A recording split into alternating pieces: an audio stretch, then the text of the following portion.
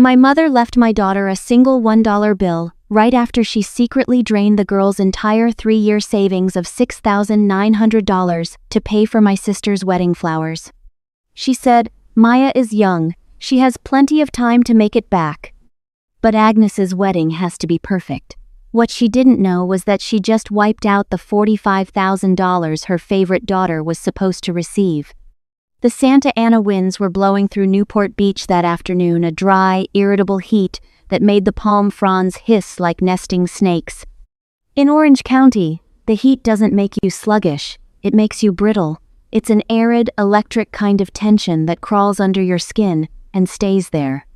Inside our home, the air conditioning hummed with a low hum, trying to keep the 100 degrees Fahrenheit desert air at bay. I was in the kitchen, slowly working through a Blue Magic smoothie, when the silence of the house was punctuated by a sharp, hollow thud. I looked up to see Maya. My 17-year-old daughter stood in the hallway, her face a mask of pale shock that made the freckles on her nose stand out like ink splatters. In her hands, she clutched a heavy glass canister, a designer apothecary jar she'd repurposed, adorned with a single sticker, "Future Marine Biologist, Australia Fund." The jar was chillingly empty. No, not entirely empty. Sitting at the very bottom, looking microscopic against the thick glass floor, was a single $1 bill. It had been meticulously folded into the shape of a butterfly. "Mom?" Maya's voice was barely a whisper, thin and cracking like parched earth. "It's gone. All of it. I was going to clear the balance for the Great Barrier Reef program today.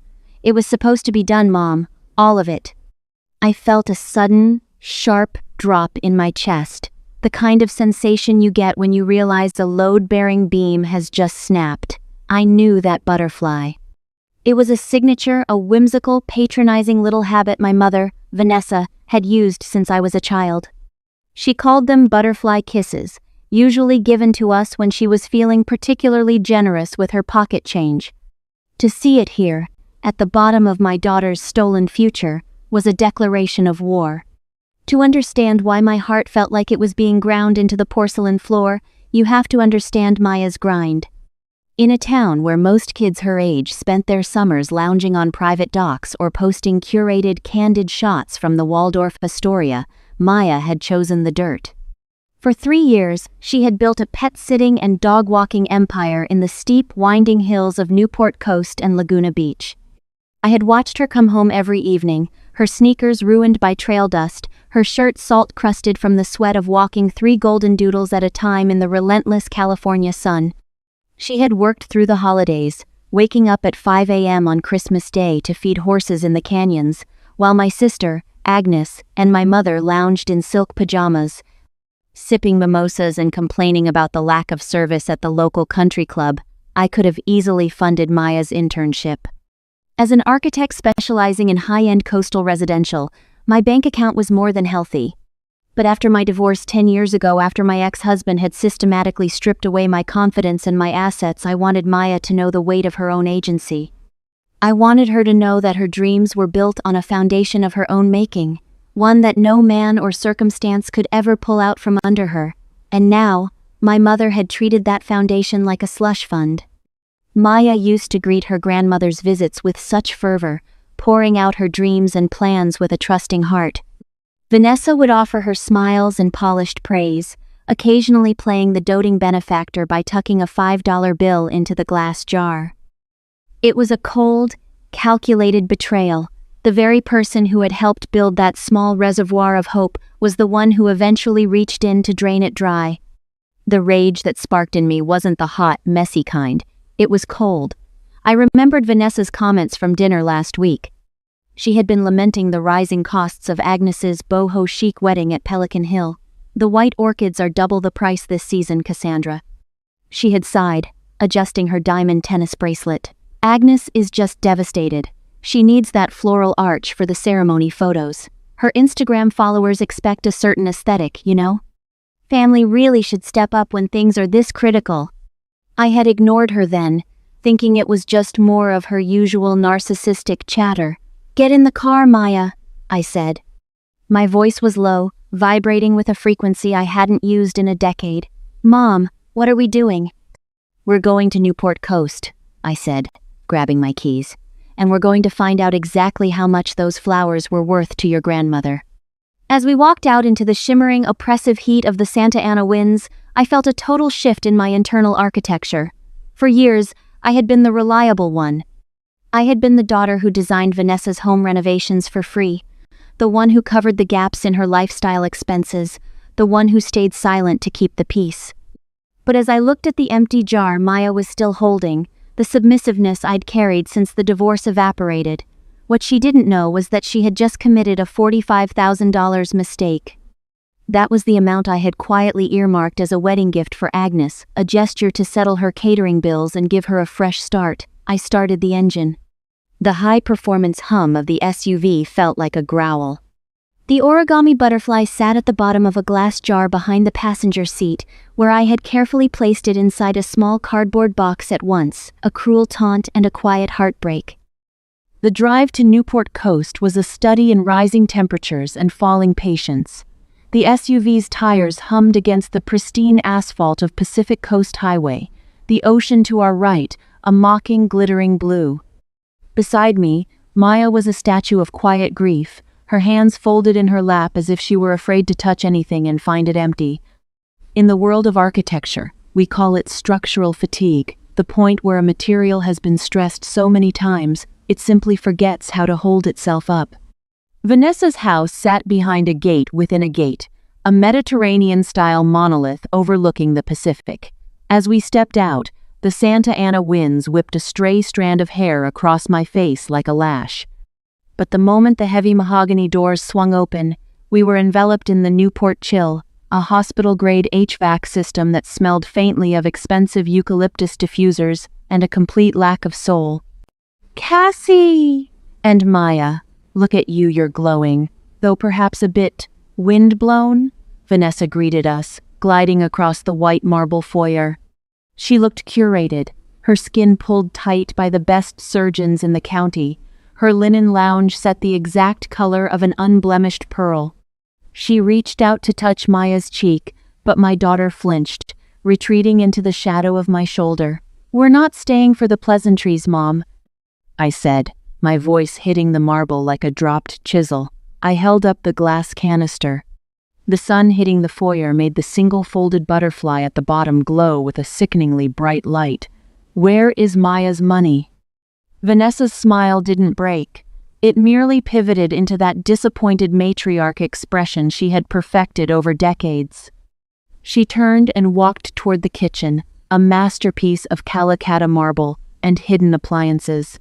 "Honestly, Cassandra, you've always had such a transactional view of relationships," she said, her back to us as she poured 3 glasses of alkaline water. "Family isn't a balance sheet, it's a support system. And right now, your sister is in a crisis." Agnes wandered in from the terrace, her phone practically fused to her palm. She was wearing an oversized bride sweatshirt and biker shorts, her hair in a messy bun that probably took 40 minutes to achieve. "Mom, did the florist call back?" Agnes asked, ignoring us entirely. "If I don't get the white orchids for the Pelican Hill reception, the whole coastal boho aesthetic is dead. My photographer said the lighting at the resort requires editorial-grade florals, or the shots will look flat, and Thatcher is being so weird about the budget. He says he won't pay for perishable decor." I looked at my sister, a woman who measured her worth in engagement metrics and the approval of a man who treated her like a line-item expense. Then I looked back at Vanessa, who was handing a glass of water to Agnes with a look of pure, enabling devotion. "I simply reallocated some funds for the family's immediate needs, Cassandra," Vanessa said, her voice devoid of even a hint of shame. "And before you start a scene, remember that Maya is 17. She has her whole life to save for a trip. But Agnes, this is her moment. She's building a brand, a life. She can't walk down the aisle looking mid-tier." "Mid-tier?" I whispered. The word felt like a slap. Maya worked 5 a.m. shifts on Christmas. She walked dogs until her feet bled in the Laguna Hills while you two were getting oxygen facials. That wasn't family money, Mom. That was her life's blood. "She can work more shifts," Agnes chimed in, scrolling through a digital lookbook. It's just dog walking, Cassie. It's not like she's performing surgery. Besides, she can go to Australia after she finishes college. What's the rush? The invisibility Maya had endured for years finally became a physical weight in the room. I saw my daughter shrink, her eyes fixed on the floor, her spirit being dismantled by the very people who were supposed to protect it. I felt the final structural tie to my mother snap. It wasn't a loud break. It was the silent, terrifying moment a dam gives way. "You're right, Mom," I said, my voice dropping to a dangerous, rhythmic calm. Image is everything in Newport, isn't it? And family should support each other. I pulled my phone from my pocket. My thumb hovered over my banking app. I had been setting aside the profits from my high-end residential projects. A $45,000 gift for Agnes's wedding was a gesture to settle her catering bills and prove that, despite our differences, I was the good sister. Or perhaps, it was simply the ingrained habit of knowing that, sooner or later, I would inevitably be the one covering a portion of my mother's credit card debt anyway. I opened the app and turned the screen toward them. The balance glowed in the dim, expensive light of the kitchen. $45,000. Vanessa's eyes went wide.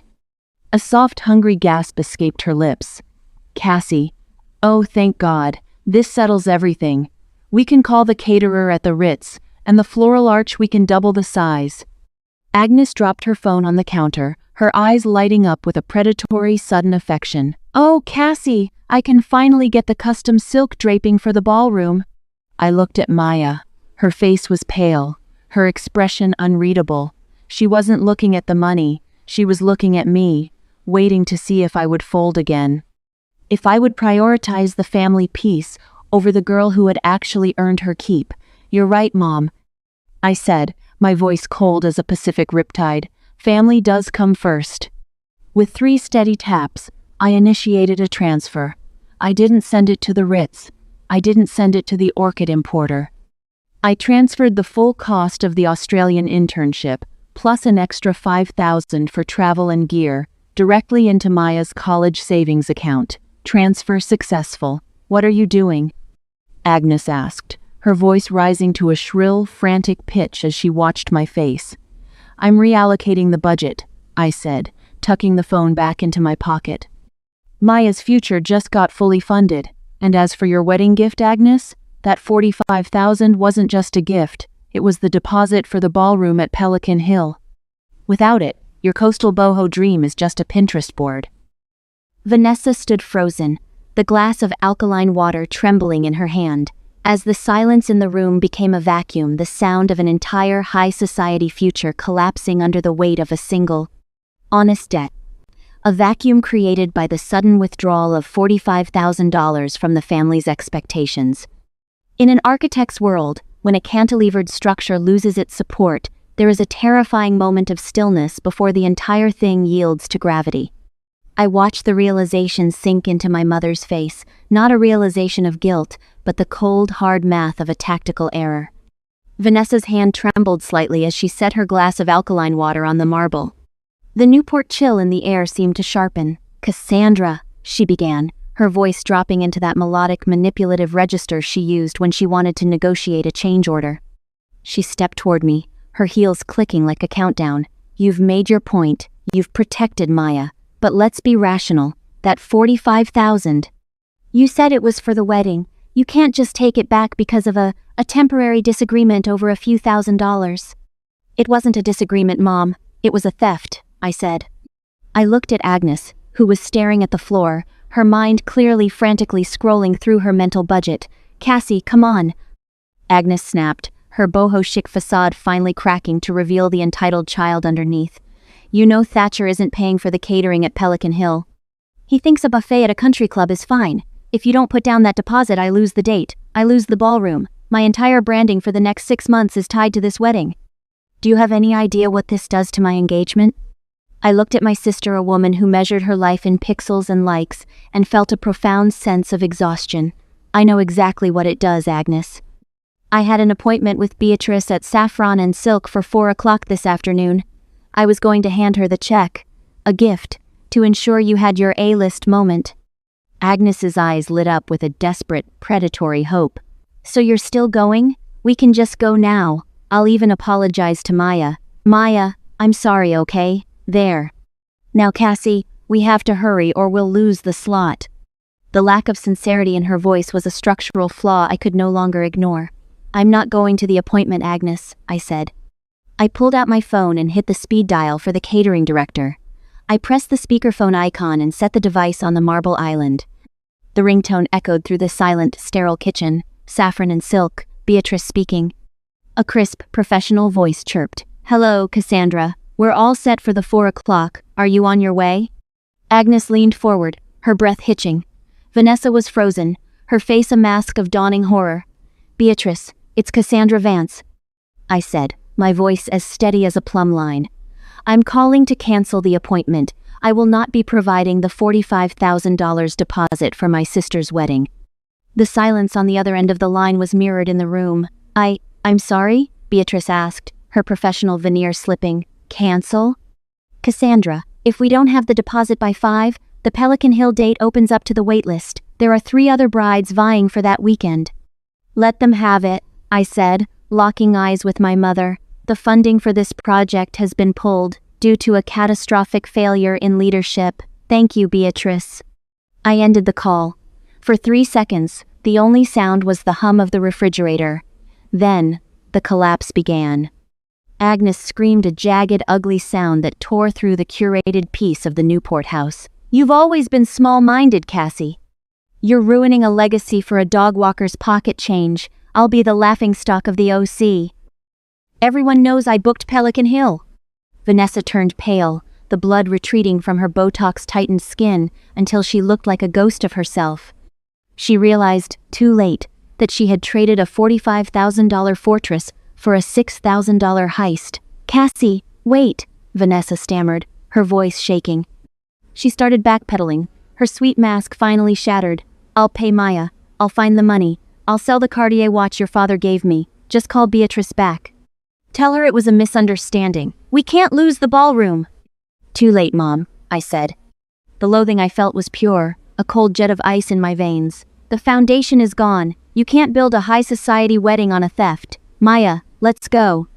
I turned and walked out, not looking back at the sobbing bride, or the ghost-white matriarch. The dry Santa Ana wind hit me like a physical wall. I climbed into the SUV and pulled my phone back out. I opened the security app to review the morning's footage, and there she was, my mother, arriving at 10 a.m. I'd been buried in blueprints in my home office at the time, buzzing her in remotely with the weary assumption that she'd only come to nag about the wedding preparations. By the time I finished and headed downstairs, she had already vanished. The phone vibrated against my palm. A message from Vanessa. You're misunderstanding. I was only borrowing from Maya for the flower deposit. I was going to pay it back soon. There it was. That was all I needed. I had the evidence, and I had the lawyers. I drafted a swift email before shifting the car into gear. To Cole Morgan. Cole, I need the sharpest, coldest version of you. My mother stole nearly $7K from my daughter's room. I have the footage and the confession. I want it back with interest. Handle it. I glanced at Maya. She looked at me, and for the first time in years, the shadow of submissiveness in her eyes had been replaced by a sharp, clear recognition. She wasn't just my daughter anymore. She was an apprentice in the art of the no. As we drove down the coast, the sun was a blinding orange coin sinking into the Pacific, a final payment on a debt Vanessa didn't even realize she owed. The notifications on my phone were like a series of microquakes, each vibration a tiny fracture attempting to spread through the new foundation I was pouring. In the sterile, air-conditioned quiet of my home office, the sound was deafening. I didn't have to look at the screen to know the source. In Orange County, social suicide is considered a fate worse than death, and my mother was currently frantically trying to resuscitate her reputation. Vanessa's texts were a masterclass in high-end gaslighting. Cassandra, you've clearly had a heat-induced breakdown. I was literally in the middle of drafting a repayment schedule for Maya when you stormed out like a child. How could you humiliate your sister in front of Saffron and Silk?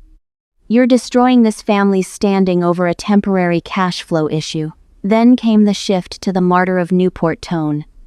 I suppose I'll just have to liquidate my vintage Chanel collection to fix the mess you've made. I hope you're happy knowing your mother is selling her legacy because you decided to be vindictive." I didn't reply. In my line of work, you don't argue with a collapsing wall, you clear the area and call in the demolition crew.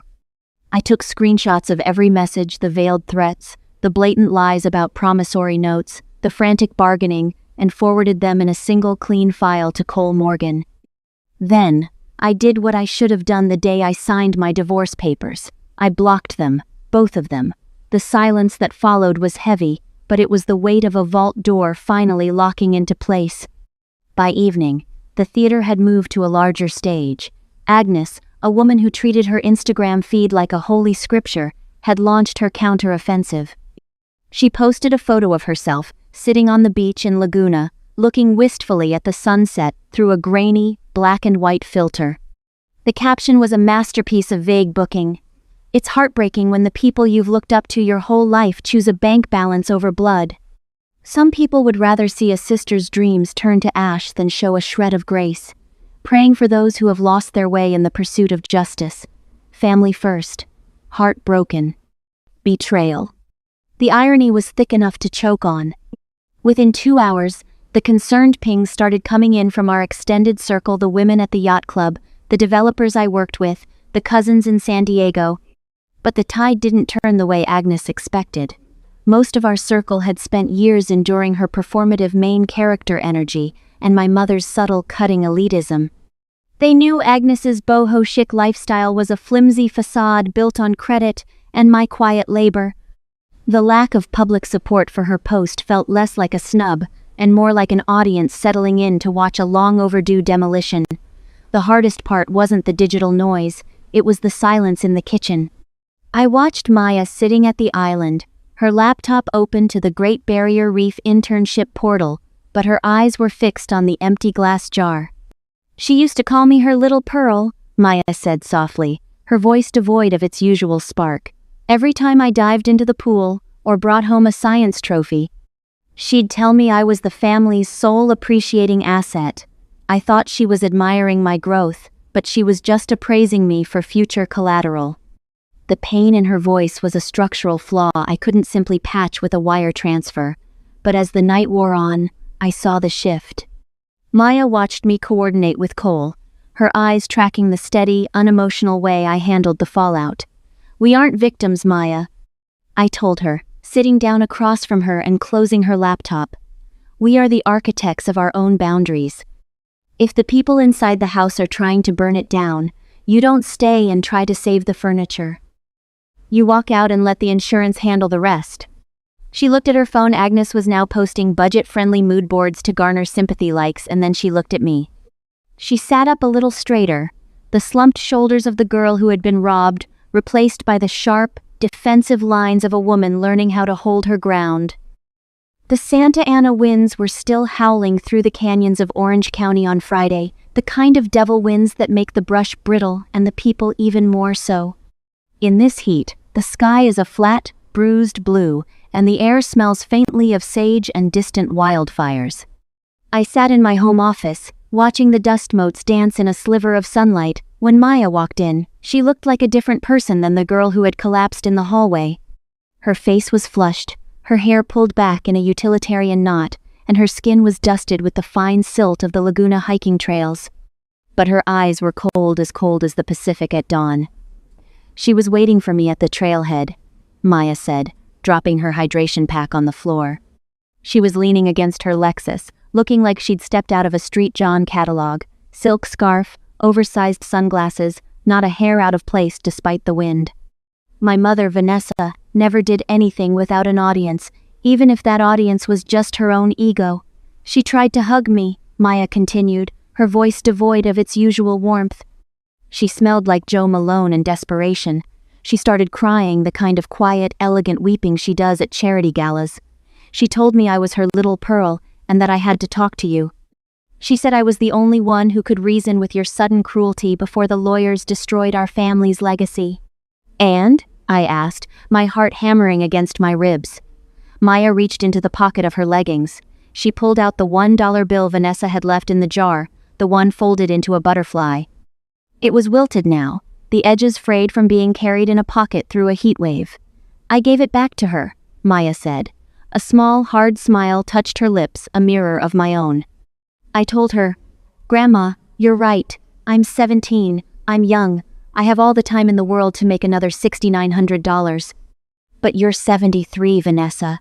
You're old, and you don't have enough time left to earn back a granddaughter who actually loved you." The silence that followed was the sound of a final curtain falling. I looked at my daughter and saw a woman who had just finished building her own fortress. She didn't say anything after that. Maya finished. She just stood there in the dust. I think she realized her white silk scarf was starting to turn cream. "Go get some water, baby," I said, my voice thick. "I have a guest coming over. I need you to stay at Sarah's house for a few hours. I don't want you here for the demolition." The guest arrived at 5 p.m. Vanessa entered my house with a sigh of fake grace, clutching a small boutique bag from the La Durée. "Cassie, dear," she said, her voice a practiced lilt as she walked into the kitchen. "I brought those organic lavender macarons you used to love. I know we've all been stressed. But we're family. We shouldn't let men like Cole Morgan tell us how to treat one another. It's so gauche."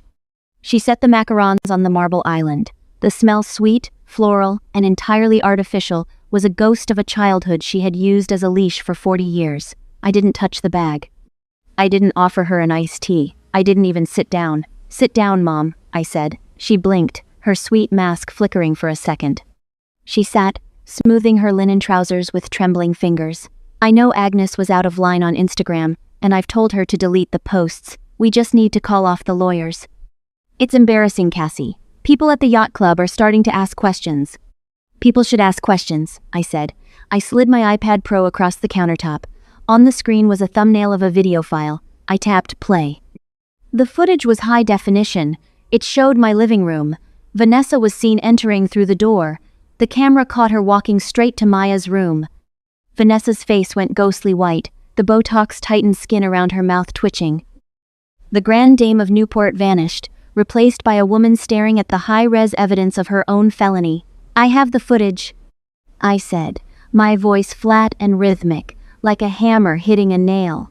"And I have the messages where you admitted to taking the loan only if I funded the Pelican Hill deposit." "In legal terms, Mom, that's not a misunderstanding. That's grand larceny, breaking and entering, and extortion." You wouldn't do this," she stammered, her voice thin and reedy.